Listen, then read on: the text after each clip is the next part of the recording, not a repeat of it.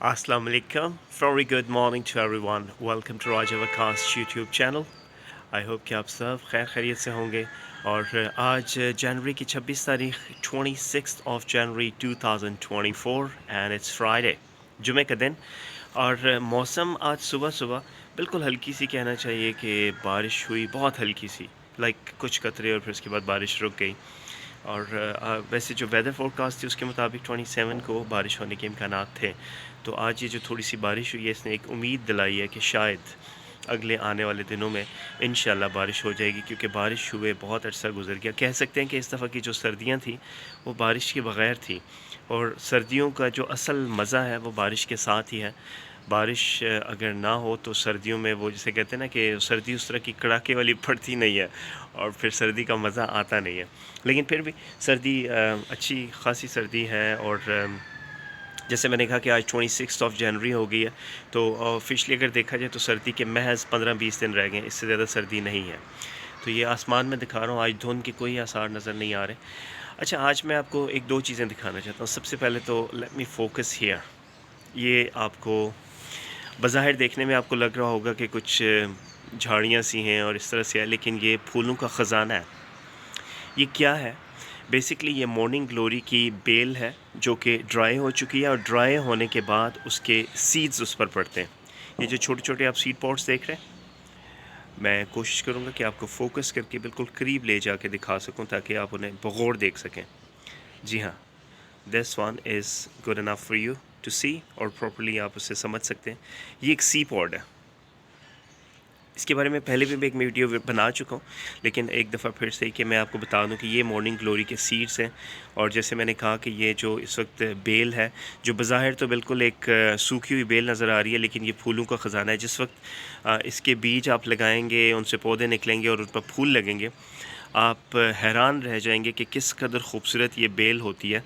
और पूरा साल आपको ये फूल देती है। मॉर्निंग ग्लोरी इसका नाम है, और बहुत ही खूबसूरत बेल है। और इसके बहुत से रंग हैं। मेरे पास जो रंग हैं वो सिर्फ दो ही हैं, पिंक एंड दूसरा जो है वो ब्लू है।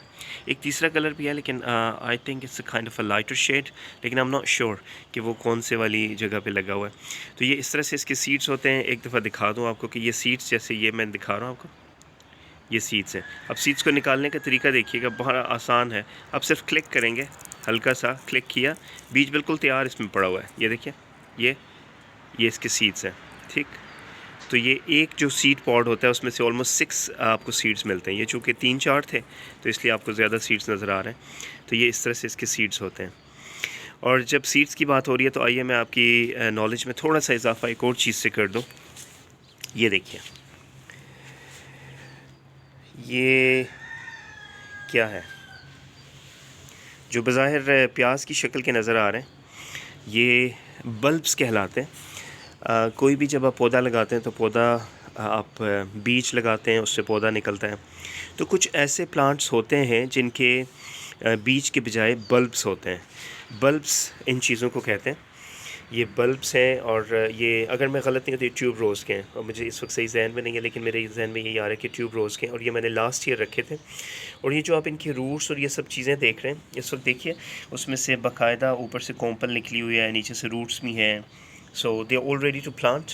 अभी इन्हें मैं आज या कल इंशाल्लाह इन्हें अपने पॉट्स में लगा दूंगा, और उसके बाद जब फ्लावर्स आएंगे तो वो भी अपडेट आपको एक वीडियो ज़रूर दूंगा, ताकि आप देख सकें कि बल्ब से प्लांट्स कैसे तैयार होते हैं। तो मज़े की बात, ये मुख्तलिफ़ साइज़ में है, आप देख सकते हैं, छोटे बड़े। और उसके बाद फिर आप इधर आ जाएंगे, उनसे थोड़े और छोटे हैं। और ये सब इंडिविजुअल जो हैं ज़मीन में या पॉट में आप लगाएंगे और उनसे प्लांट निकलेंगे। ये सबसे छोटे हैं, और इनसे भी ये प्लांट निकलेंगे, ठीक है जी। अब ये देखिए, मैं सबसे एक छोटा जो टाइनी है, टाइनी बिट को उठा लेता हूँ, आपको दिखाता हूँ। ये देखिए, अब इसके ऊपर कोंपल निकली हुई है, नीचे इसकी रूट्स हैं। ये देखिए, ये इसकी रूट्स हैं, और ये बल्ब्स हैं।